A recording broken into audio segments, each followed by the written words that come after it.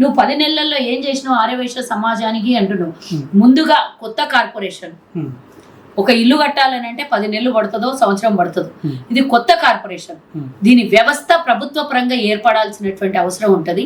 దీని gazette registration అవ్వాల్సినటువంటిది, అధికారికంగా cabinet లో దీన్ని ఆమోదించాల్సినటువంటి అవసరం ఉంటుంది.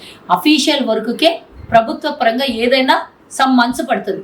కానీ నేను పోరాటం చేసి ఈరోజు దీన్ని ఒక రూపం తీసుకొని వచ్చి ఒక ఆఫీసు, మీరు నిలబడ్డ ఆఫీస్ని ఈరోజు ఒక రూపంగా మార్చి ఆర్యవైశ్యులకు ఇక్కడ మనకు ఏదైనా సమస్య ఉన్నా, ఏదైనా అవసరం ఉన్నదన్నా కూడా ఇక్కడ వచ్చి ఆ సమస్యని అట్లీస్ట్ సమస్యను చెప్పుకోవడానికి ఒక చైర్ ఉంది, ఒక టేబుల్ ఉంది, ఒక వ్యవస్థ ఉన్నది. దీని ద్వారా రేపు ప్రభుత్వ పరంగా ఎన్నో హక్కులు లభించబోతున్నాయి. దీన్ని ఫస్ట్ వ్యవస్థనైతే నిర్మాణం చేసుకోవాలి కదా. మరి పోయినసారి మన బడ్జెట్ రిలీజ్ అయినప్పుడు ఇంకా కార్పొరేషన్ అనౌన్స్ అయ్యింది, అధికారికంగా జీవో ఇవ్వలేకుండే. సో జీవో ఇచ్చిన తర్వాత మొదటి బడ్జెట్ లో మొన్న 25 కోట్ల రూపాయలు కేటాయించారు.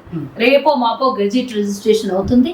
రిజిస్ట్రేషన్ అయినాక ఆ 25 కోట్ల రూపాయల్ని పేద ఆర్యవైశ్యుల సంక్షేమం కోసం ఇక్కడి నుంచి ఖర్చు పెట్టబోతున్నాము. ఒక 25 కోట్లు ఖర్చు పెట్టిన తర్వాత నేను ఎంత ఫైట్ చేసి తేగలిగితే మా కార్పొరేషన్ ద్వారా అంత తీసుకురాగలుగుతా.